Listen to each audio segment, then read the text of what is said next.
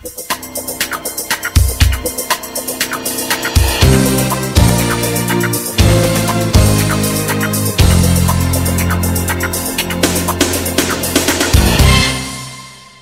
programa Estação Saúde está no ar, mais uma semana começando, mais uma vez já agradecendo a sua audiência e a sua companhia aqui no programa Estação Saúde da Unisul TV de Araranguá.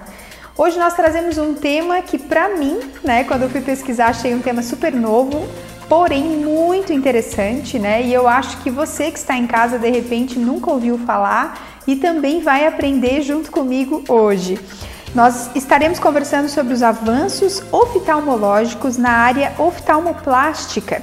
Eu estou recebendo aqui a oftalmologista, a doutora Sabrina Nau da Silva Piazza. Doutora, seja muito bem-vinda ao programa Estação Saúde. Obrigada, agradeço o convite.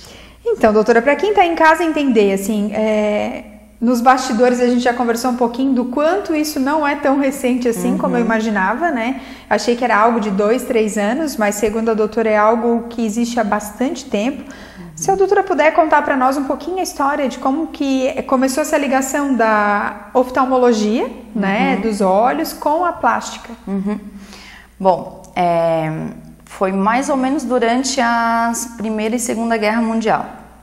Naquela época eles começaram a ver a necessidade do médico que tivesse uma especialização que fosse capaz de operar muitos transtornos que estavam acontecendo na área dos olhos devido a projéteis, etc. da época da guerra.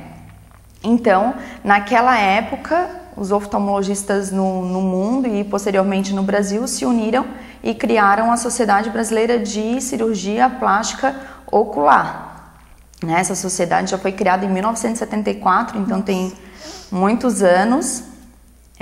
Esse ano, como eu estava te falando antes, eu fui no congresso em Belo Horizonte, 25º congresso da Sociedade Internacional de Cirurgia Plástica Ocular, então é algo que já tem um tempo aí, de estrada. Certo. E em relação às novidades, doutora, no congresso deve ter ouvido bastante coisa em relação a isso, Quais são as novidades nessa área?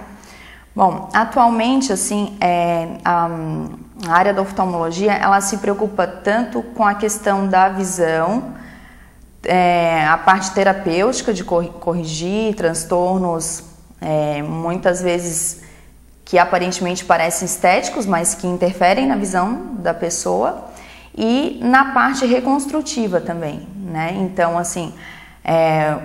o cirurgião oftalmologista, ele vai atuar em toda a área que vai envolver os olhos, envolve a fronte, envolve o terço médio da face.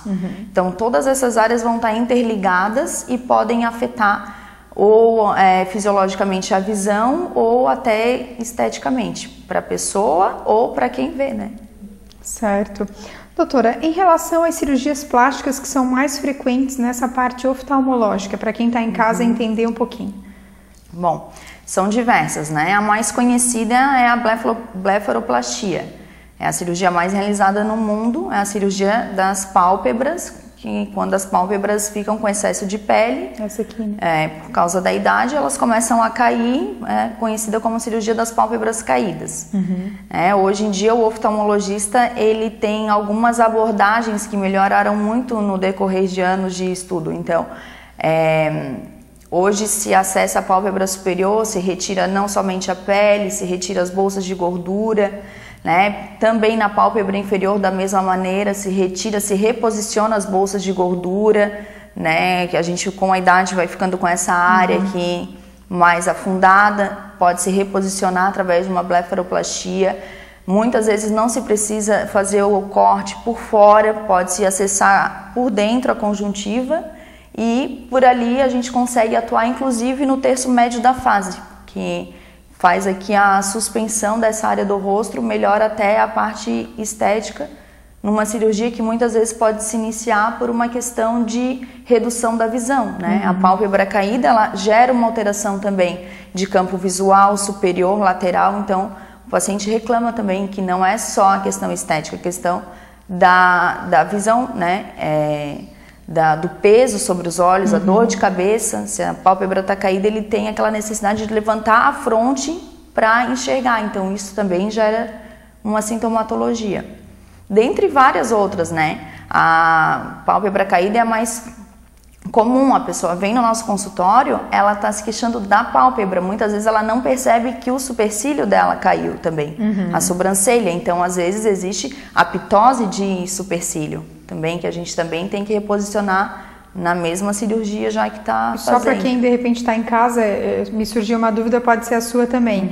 É necessário ter um cirurgião plástico junto para mexer nessa parte da pele, ou o oftalmologista ele é apto para mexer também em toda a parte do olho? Toda a parte que envolver a fronte, os olhos, o terço médio da face, o oftalmologista é treinado para isso, né? A não ser que a cirurgia envolva um procedimento a mais, que a pessoa, o paciente queira aproveitar o mesmo procedimento cirúrgico, já fazer alguma coisa mais específica, por exemplo, uma rinoplastia, daí dá para associar a cirurgia com o cirurgião plástico, né? Entendi.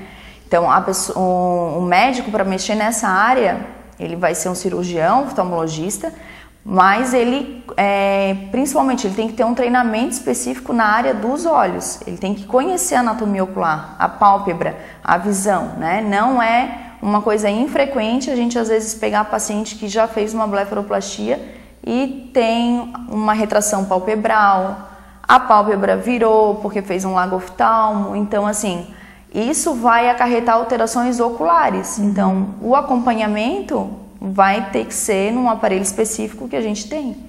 Então, certo. O oftalmologista que vai estar apto para ver isso. É que no caso da doutora, a doutora não é só oftalmologista, a doutora também é especialista nessa parte da oftalmoplástica. Sim, a gente tem várias especialidades na oftalmologia. É porque para as pessoas às vezes entenderem um pouco, né? Às vezes parece que fala de uma área que nem o ortopedista, né? O ortopedista, ele tem a formação, só porque tem alguns que se especializam mais no joelho, na mão, no cotovelo. Exatamente. Né? E dentro da oftalmo a mesma coisa. Dentro da oftalmo a gente tem algumas subespecialidades. O oftalmologista, na sua formação, ele é apto para realizar qualquer procedimento que envolva a área dos olhos, assim como o cirurgião plástico realiza todos os procedimentos, né? Só que a gente tem especializações segmentadas também, em catarata, em glaucoma, né? Outras áreas específicas, né? Eu, por exemplo, sou especialista em glaucoma, faço cirurgias que envolvam essa parte também. Então, direciona conforme a queixa, a sintomatologia, né? A necessidade. A necessidade. Doutora, o que seria um mid-lift facial? Essa abordagem vem se falando muito recentemente, que é a suspensão desse terço médio da face, que eu comentei anteriormente, onde quando a gente já está acessando a pálpebra para realizar a blefaroplastia, a gente consegue fazer o lifting, que é o levantamento dessa nossa área que com a idade, com o envelhecimento, ela tem essa tendência de cair, né? Então, a gente tem as gorduras que ficam abaixo dos músculos, dos tecidos, e essas gorduras, elas caem com o nosso envelhecimento, né? Então, essa gordura que fica nessa região aqui, por exemplo, do malar, ela cai, e o que a gente começa a observar com o envelhecimento? Um alongamento aqui da pálpebra.